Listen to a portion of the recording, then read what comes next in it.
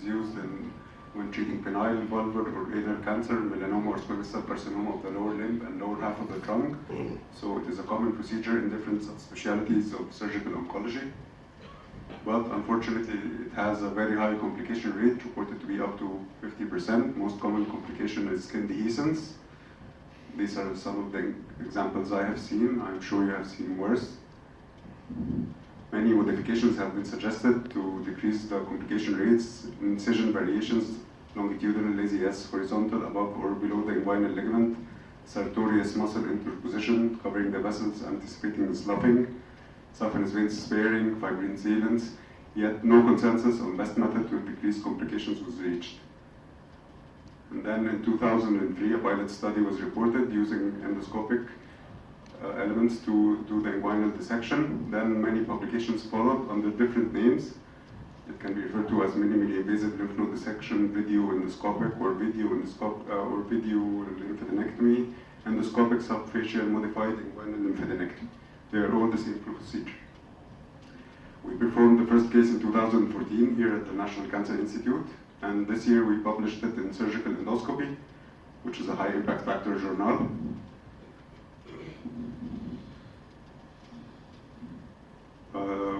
So far we did 27 cases with various primary tumors. Most common was vulvar cancer, but they include melanoma, squamous cell carcinoma of the back, anal melanoma, even ovarian cancer. So whenever an inguinal dissection is indicated, we can perform it. These are the results. There was a marked decrease in the operative time. When we started, it was started at 270 minutes. The fastest case was done in 45 minutes with the average time of 2 hours.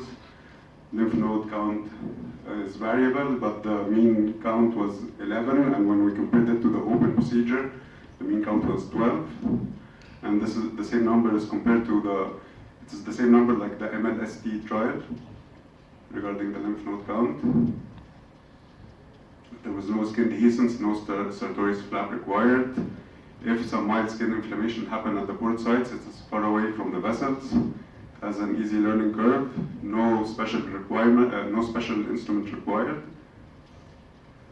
And most importantly, the reduction of hospital stay to 1 or 2 days. Now, some pictures showing the technique. The only contraindication is massive skin infiltration and nodes invading the vessels. Start by positioning the patient with doctor and assistant standing lateral to patient's limb. Then we mark the boundaries of the femoral triangle, and we mark the port sites 8 centimeters distal and on the sides of the apex of the femoral triangle. Then, unlike laparoscopy, where we start by insufflating the abdomen, here we start by creating a scalpel incision at the site of the camera port. And using blunt dissection, we dissect the working plane between the campus and the scalpus fascia with our index finger. Then, after creating the working space, we insert the ports and fix them and insufflate at 15 millimeter mercury. And throughout the procedure, our orientation is guided by palpation and transillumination. So unlike abdominal laparoscopy, we can feel the tips of the instruments throughout the whole procedure. We start by dissecting the superficial plane. Our dissection plan includes both the superficial and the deep inguinal lymph nodes, but it is a retrograde dissection, and this is the main difference between it and the open procedures, where we start at the apex of the femoral triangle, then reach up to the inguinal ligament. Start by dissecting the superficial plane. This is the plane.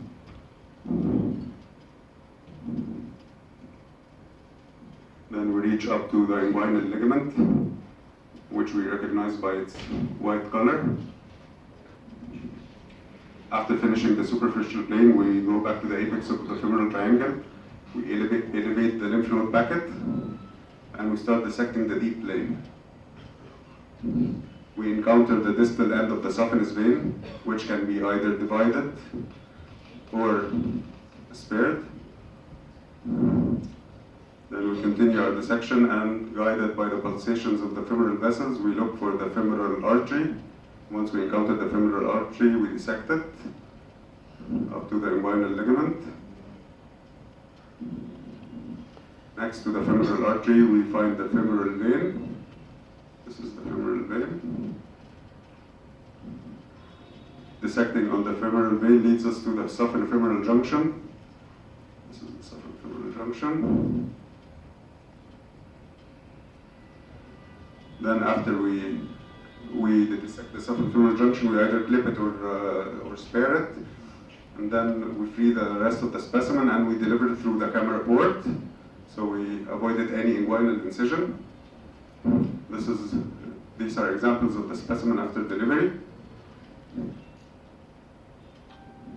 And this is the operative bed in a case where the saphenous vein was divided. We can see the femoral artery, femoral vein, inguinal ligament, and the muscles. And this is the operative bed in a case where the saphenous vein was preserved. This is the saphenous vein, femoral artery, inguinal ligament. This is followed by insertion of 2 drains. And this is the follow-up. This is a recent picture of the first case we did in 2014. Yeah, of course she has lymphedema, but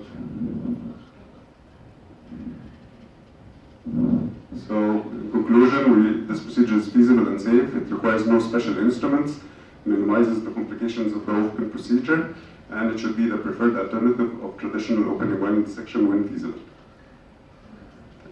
Thank you. I have a video if you want, but I don't think the time.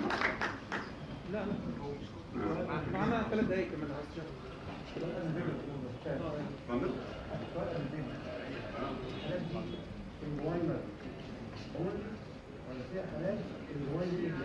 It can be done inguinal. بس دي أنا مركز دي حالات inguinal. But الإلياك will be done through the abdomen.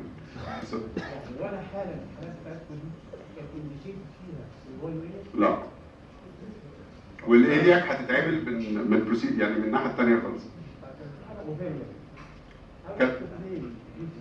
عيانة كانت عاملة بانكستكتومي من 6 سنين، كان اوفيريان كانسر، وبعد في الفولو اب كان عندها انجوينال نودز طلع ميتاستاتيك اوفيريان كارسينوما، وكانت عاملة بات سي تي باين ان ده الاونلي سايت اوف ريكارنس، وخدت عليه كيموثيرابي حصل ريجريشن.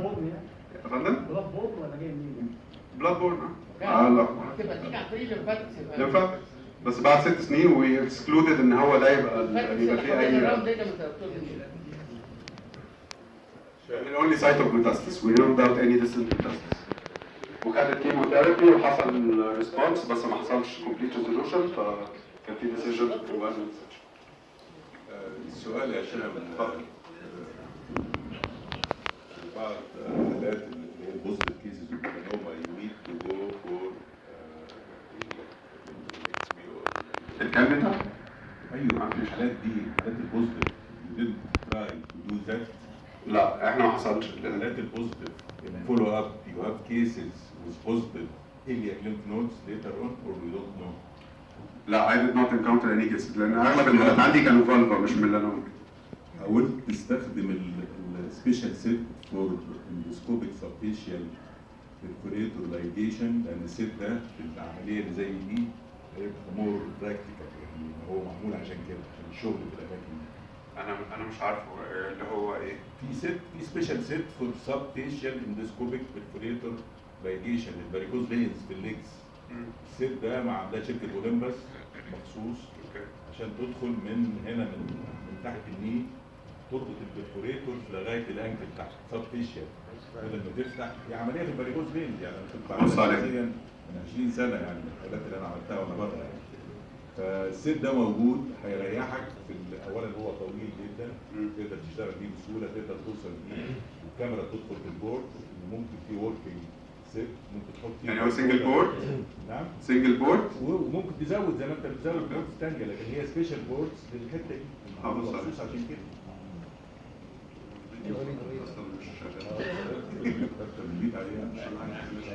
Did you encounter any vascular injury? No, the only injury we encountered, يعني the conversions, we did have a few conversions are due to are always due to the adherence of the lymph nodes to the saphenous vein. And the only drawback when you convert it is that it turns to open. Yani nothing happens. It turns into an open procedure. When you turn to open, how you design your incision? You go for regular plastic incision? Usually when you do this, you already have most of the lymph nodes dissected. So you just open a small incision to control the bleeding, and then you remove the specimen from it. اتفضل. هو الحقيقه اللي هيديسايد اذا كان العمليه دي كويسه ولا لا اللوكا ريكارد. انت عملت 24 حاله 27 اللوكا ريكارد زي الاوبن. يعني لا انا ما عنديش حالات. ما عملش فول اب. لا انا عامل فول اب. انا اوريك حضرتك الحاله اللي هي اول حاله. ده اول حاله.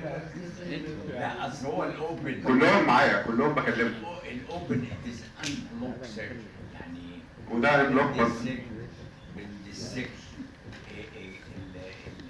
الفاتي لاير او سوبرفيشال فاشيا يعني ناخد الممبرنس لاير ويانا ووياها الفاشيالاتا along الفيمورال تراك كلها فبناخد الفاشيالاتا بالممبرنس لاير والسوبرفيشال فاشيا وبناخد الليمف نودز اوتسايد. ما ده بلوك برضه. انا بقى كل ده باخد. بشيل الفاشيالاتا. انا بشيل كل التيشو اللي في الفيمورال تريانجل 1 بلوك. يعني بشيل الفاشيالاتا هي دي المؤشر. ايوه انا بشيل كله 1 بلوك 1 بيس. عشان الحاله اللي انت عشان هي بقى لها 7 سنين. لو كانت عامله اوبن وبقى لها 7 سنين برضه كانت هتبقى هو الديفرنس في لا الديفرنس هو الليمفيديما هتحصل عشان حضرتك شلت الليمفاتكس. ده دليل على الراديكاليتي. لا استنى الليمفيديما يا دكتور مدحت، هو بس عشان الفكره بتاعت هشام هي انها بتمنع الكومبليكيشنز بتمنع السكين كومبليكيشنز. انما بقيه الحاجه البيولوجيكال ريزلتس والحاجات دي ما هياش المقصود بيها البرزنتيشن. بس انا اقول لك حاجه كل الانجوينال ديسكشن يو هاف تو بوت ابوف ني الاستوستوميك فور 6 months. هل انت عملت كده في كل الحالات؟ انا بحط